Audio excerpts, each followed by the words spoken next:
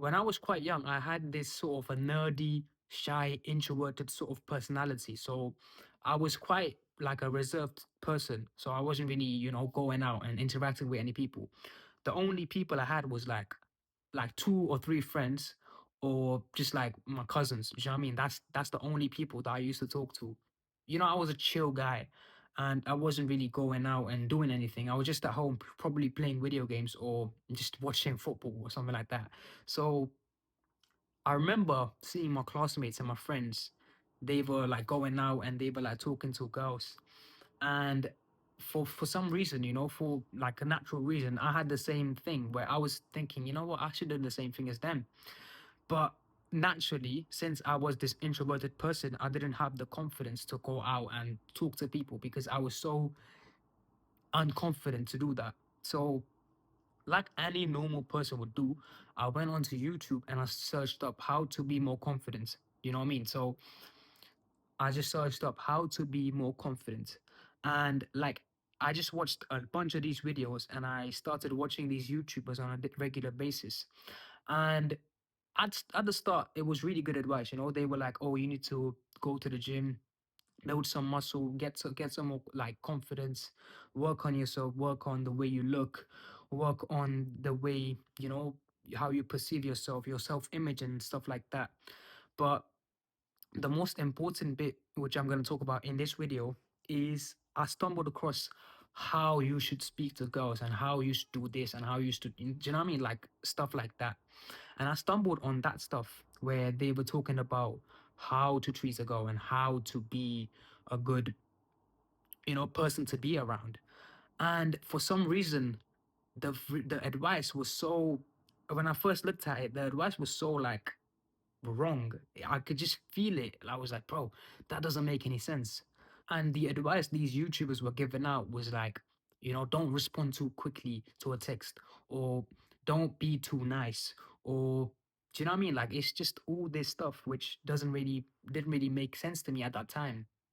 But I saw people that followed it and actually had results. I saw my friends doing the same thing. I saw the people around me, my classmates, doing the same thing, and it worked for them. So I was like, okay, so that works. But it didn't feel like me. The advice was to be mysterious and stuff like that. And so when you follow the advice, I'm just gonna give you like a thing which I've just noticed about like relationships in Gen Z. When you follow that sort of advice, that's all how to attract a person that is broken, because what you're essentially doing by following the advice of not replying too fast or being more distant or being more mysterious and not really being yourself, and putting up all these walls from you and that other person, what you're essentially doing is you are recreating what they went through to make them feel that way. So this video is going to be really, really deep for you to understand. So you might need to watch it like a few more times to really understand what I'm saying. But when there's advice online that is given to you, that is like, you need to do this and you need to do that. You need to do this in order to attract these people. All that advice is for you to attract a broken person. Now, what I mean by a broken person is basically a person that has this like internal unresolved trauma from their childhood. Let's just call them trauma bots, right? So when you go around the world, there's gonna be these like broken people, these trauma bots that just go around jumping from one relationship to another relationship. Or you see all these people that have this something is not right within them. And the advice which people give you or the YouTubers give you online is about being mysterious, being distant, not replying to a text fast, or just constantly giving mixed signals in order for you to attract that person's attention. But would that same thing work for you if someone was mysterious, if someone was, acting distant? Would you be like, oh, I like that? Hell no, that would be like, yo, what the you tripping, man. You know what I'm saying? Like it would feel like that to you. It would feel like torture. So essentially, it's like there's some few people, including me and you, we understand that in order to have a genuine connection, you need to be genuinely authentic to the person that you are with. And you shouldn't really put up this like fake barrier, fake facade of this is who I am, this is how I act every single day. Do you know what I mean? Like when you act natural to a person, you don't really have to make up anything, or you don't have to put up any facades for that person to like you. If that person for some reason doesn't like you, guess what? It's you kind of gain something. You gain the time you could have wasted in that situation. So even if you be yourself and there's a person that's like kind of, yeah, I don't like that. That there's a person that does that, you actually gain something. You gain the time which you would have wasted if you pretended to be a little bit more cooler that day. Do you know what I mean? And so this goes much deeper, and it's actually something called an attachment style, which most of this entails. And most of these people online, they are forcing you to become this cold person to attract all these trauma bots. Like they just like it just going through life, and they don't know that they have this like internal things to resolve. An attachment style is basically your style of being with a person, your style of being attached to a person. And most of these people that you see, like trauma bots, they either have an anxious attachment style or an avoided attachment style. And so on this channel, we predominantly talk about the anxious attachment. It's something which I have, and I'm, in the process of working towards making it more secure. So let's just jump to the whiteboard, and I'm going to show you what they actually mean. Okay, to help you simplify everything here, there's predominantly three attachment styles, or four if you look at the internet, but today we're just going to cover the three, the main ones. So basically, the ones in red, I'm just draw a line here, they are deemed as the insecure attachment types, and the top one is the secure one. So basically, in a secure one, your parents, it's basically dependent on the parents, right? So the way your parents treated you, the thing that is what you deem as love. So when you were young, you saw stuff as everything as new. You were processing information every single second, and what you saw was what you thought. Let's say you saw like someone hurting someone, and you were told that that was love. That is going to be your perception of love.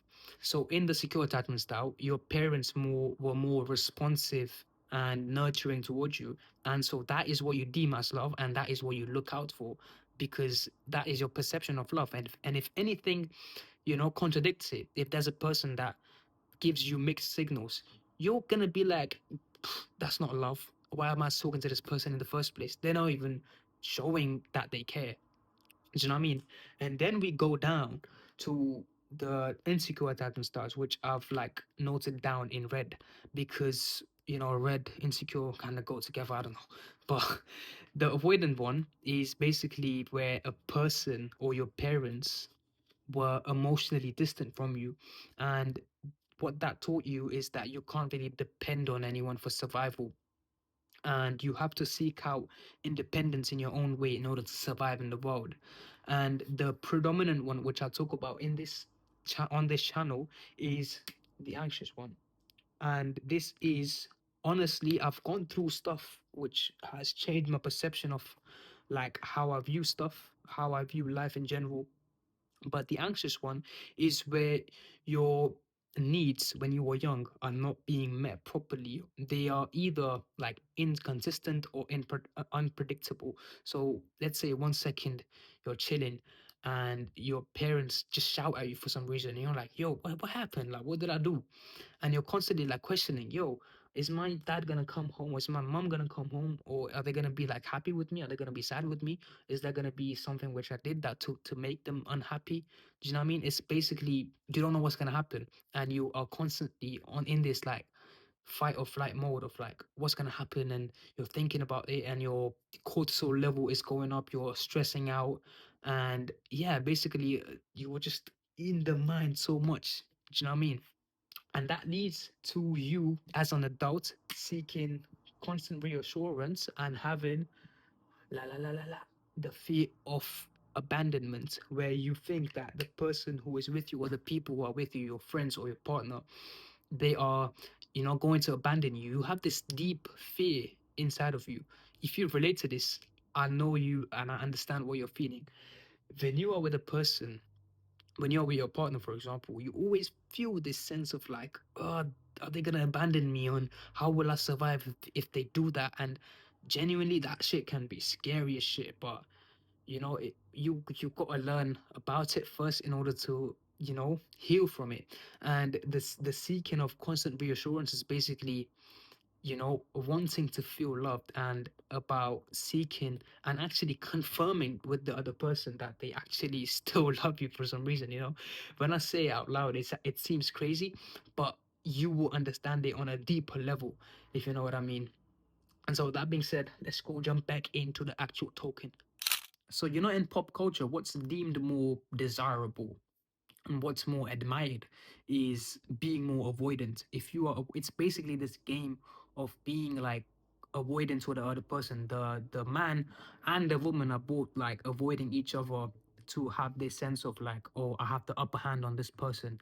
And it's never really about this sort of connection, but it's always about this sense of like tit for tat mentality, and like it's I win, it's me versus you rather than me and you.